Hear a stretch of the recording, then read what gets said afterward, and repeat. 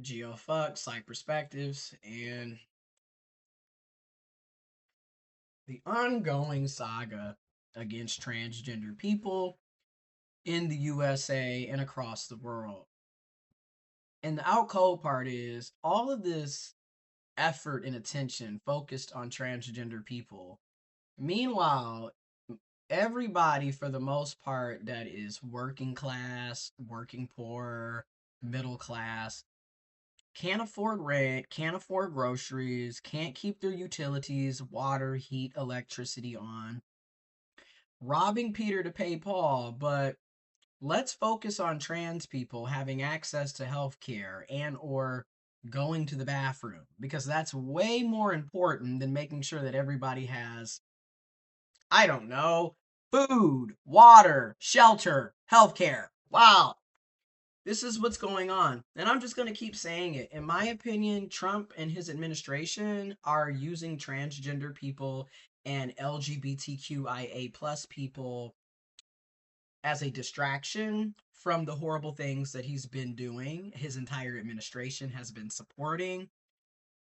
So let's talk about the latest. We're going to go and discuss an overview of President Trump's executive actions and how it impacts LGBTQ plus health. And then I'm also gonna have various articles in the description box, links for you to check out if you choose to do so. So this was published by Lindsay Dawson and Jennifer Cates. It was published August 15th, 2025, so 5 days ago. Um, Now keep in mind the resource was originally published February 24th, 2025, and has been updated as needed to reflect the additional developments of what's been going on. I'm not going to read the full thing because I'm going to have the link to where you can check it out on your own in the description box, but just to kind of give a brief overview. So, January 20th, 2025 was the initial rescissions of harmful executive orders and actions under Donald J. Trump and his second term. So, for example, purpose initial rescissions of executive orders and actions issued by President Biden during his first term.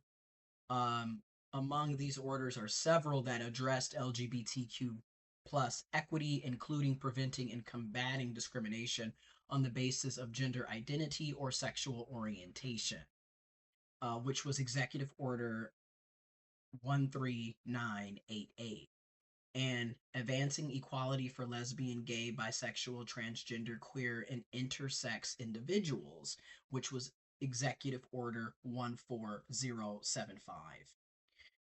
The order establishing the White House Gender Policy Council, which was Executive Order 14020, and several orders related to diversity, equity, and inclusion were also rescinded, as were orders related to non discrimination and equity in schools.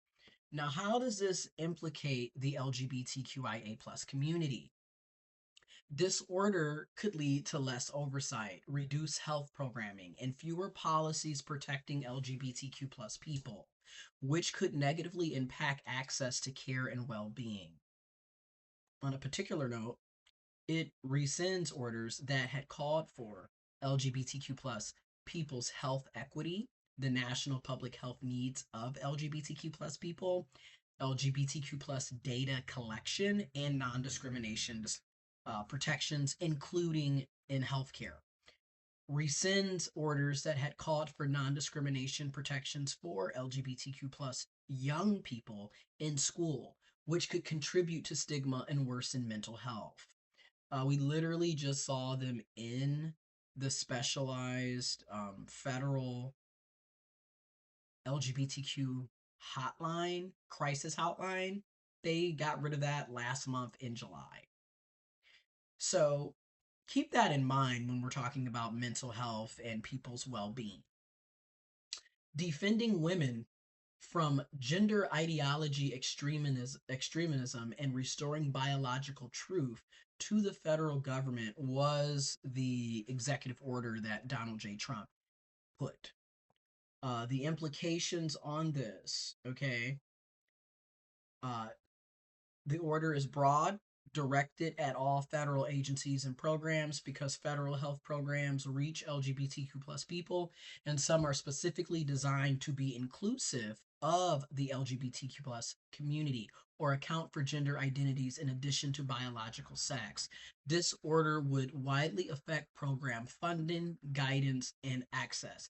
It has several possible implications. The term used in order includes several biological and social inaccuracies which could perpetuate misinformation about LGBTQ plus people and transgender people's health needs.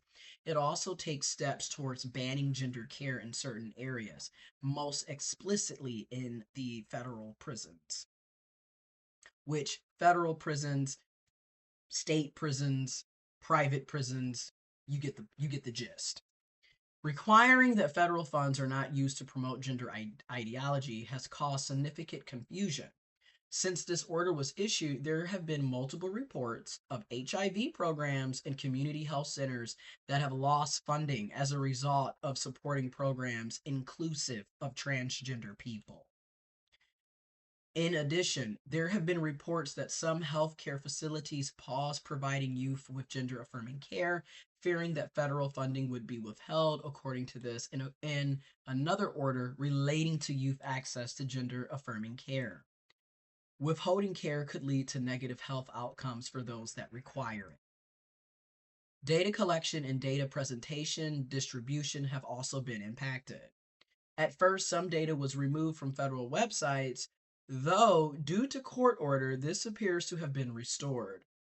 If public health messaging and services related to the health needs of transgender people or other specific populations are unavailable, this may result in adverse health outcomes such as increased disease prevalence, greater difficulty with care engagement, and poor mental health outcomes. There have been reports that gender identity questions will be removed from federal surveys, which makes tracking the experiences and well being of LGBTQ plus people more difficult. Basically, all of these executive orders that Donald Trump has in place during his second term is to erase transgender people, erase intersex people, erase LGBTQIA plus people. They don't want us to have any public recognition. They don't want us a part of the data sets. Everything basically has to be cisgender and heterosexual, as if there aren't people in society that do not identify as heterosexual, that do not identify as cisgender. That's what you have to really pay attention to. They don't want us to exist. And then when we bring this up and we call it transphobic, we call it homophobic, we call it biphobic, queerphobic, here comes the, oh, nobody's scared of you queers, you gays, you lesbians, you trans. We're not scared of you. And that's not the only piece of phobia that we're talking about. You're literally making laws targeting a specific demographic of people and denying them of the same opportunities, freedoms, rights, and supports and resources that you get for being cisgendered, for being heterosexual. So, yes, it is transphobic, it is homophobic, it is biphobic. So, again, we have been trying to we have been trying to warn people about what was to come for years. And again, a lot of people truly don't believe fat meat is greasy. A lot of people have this are very selfish and very one-dimensional in the sense that if a lot of people have the viewpoint that if it doesn't impact them personally, then it doesn't matter. And then the out cold part is it does impact you. because a lot of you are losing your health care, regardless of the fact that you're cisgendered. Because a lot of you are on Medicaid and Medicare. A lot of you are losing your health care. Doctors are not accepting Medicaid and Medicare plans. Entire hospitals in rural areas are literally closing. And you thought that it was only going to impact trans folks, LGBTQIA plus folks. Then all of these so called executive orders to protect women. Meanwhile, your president is a freaking sexual predator. Numerous people in his cabinet are sexual predators. Mr. Grab them by the PUSSY claims to be protecting you. Really? Again, you can't make this ish up.